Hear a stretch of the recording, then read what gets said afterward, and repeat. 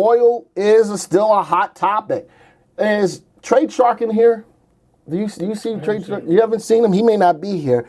But he's my biggest proponent telling me that, oh, it's okay to buy oil. What have I been telling you about oil? And I want everybody to answer in the room. What makes oil go up? All right? What makes oil take off like a jet plane? What makes oil go up? And somebody will type it in the room. I'm looking for one specific word, Joey.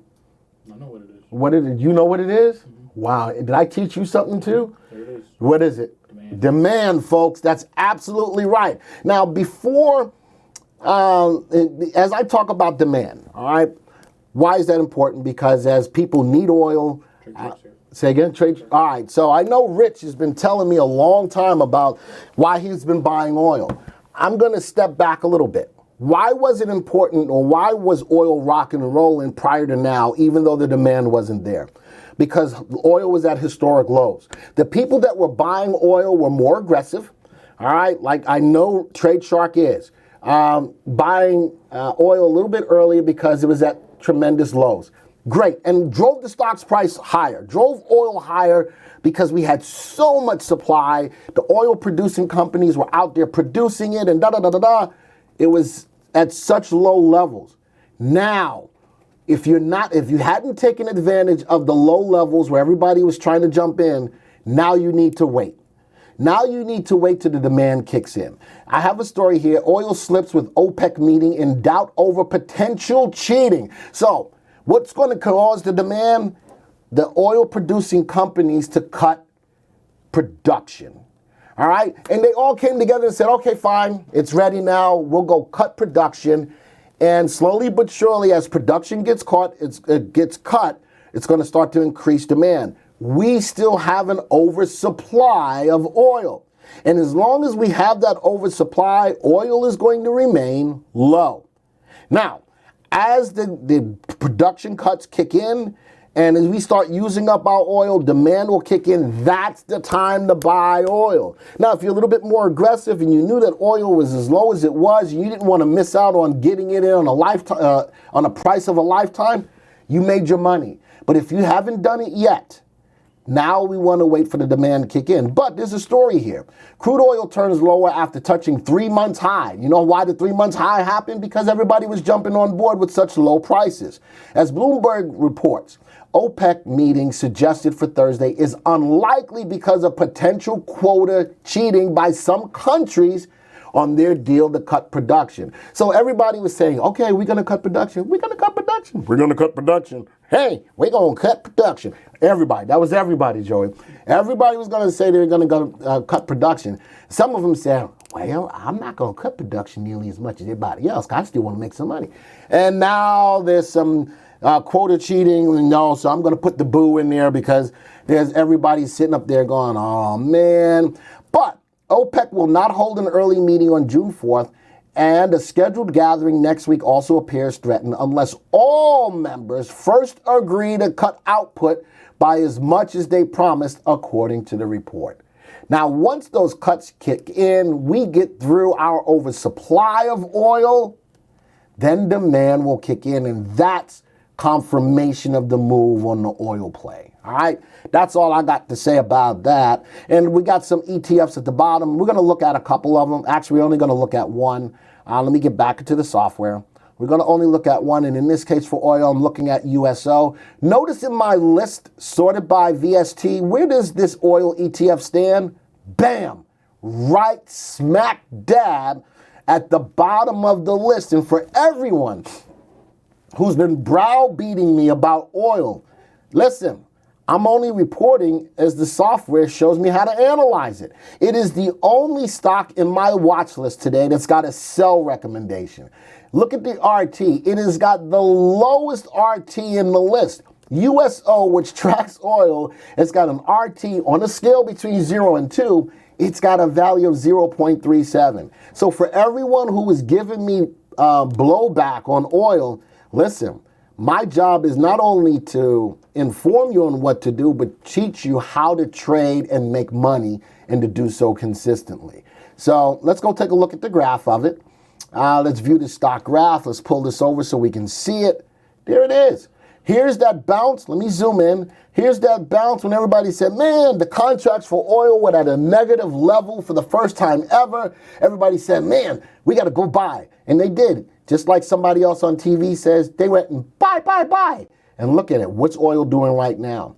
You need confirmation. I am always going to teach you, before you pull the trigger on any trade, you need confirmation behind the move. I like that the USO went above the 20-day moving average.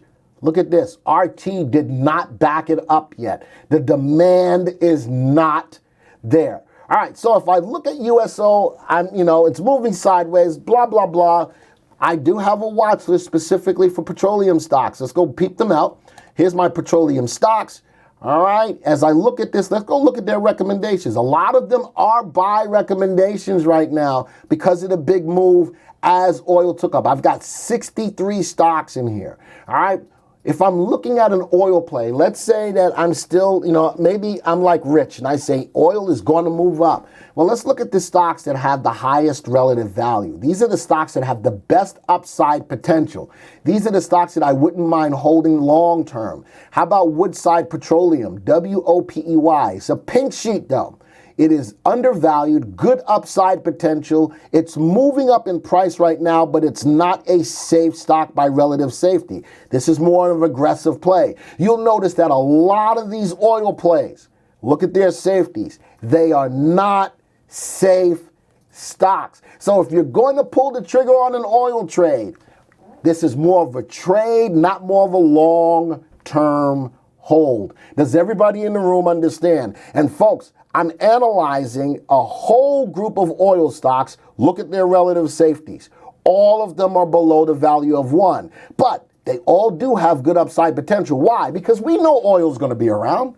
We know that oil is going to always be a viable stock or commodity to play. Look at the RTs. A lot of them are above 1. Why? Because oil was so low that everybody was jumping on board and running the price up higher. A lot of them are buy recommendations. A lot of these companies are good companies, but I'm telling you that right now, unless you're willing to be a little bit more aggressive on the play, it is still not the right time to buy oil yet.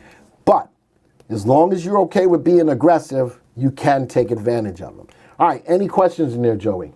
I got a question and a couple comments. MR Consulting says, but the USO is based on futures contracts, not really oil.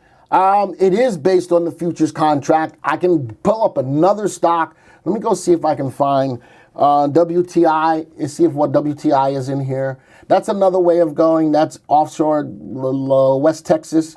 What is it? W&T Offshore.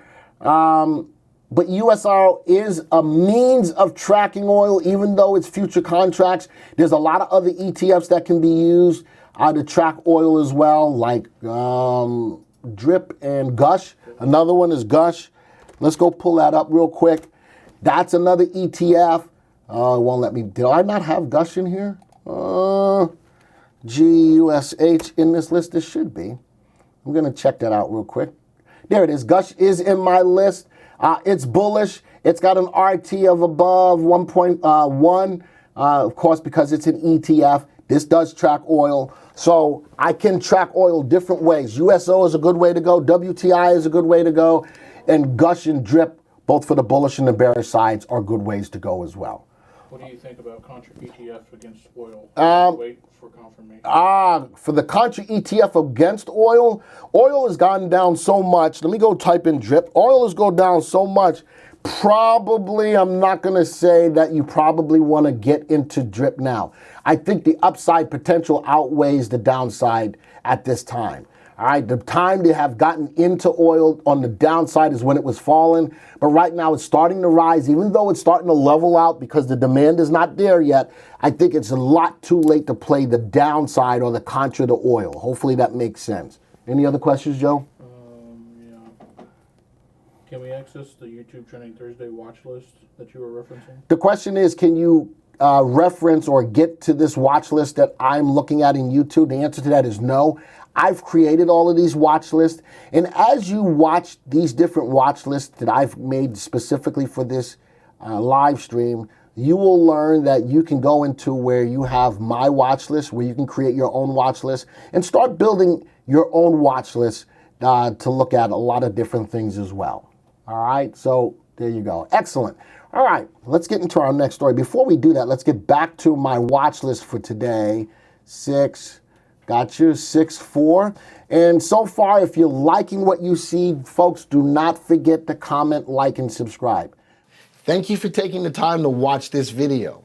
Now, if you're new to the software or would like refresher information about the software, click on this Getting Started video right here. Thanks to all of your input, here's a YouTube video that we think would be perfect for you. Click right here. If nothing else, folks, just hit the subscribe button right here.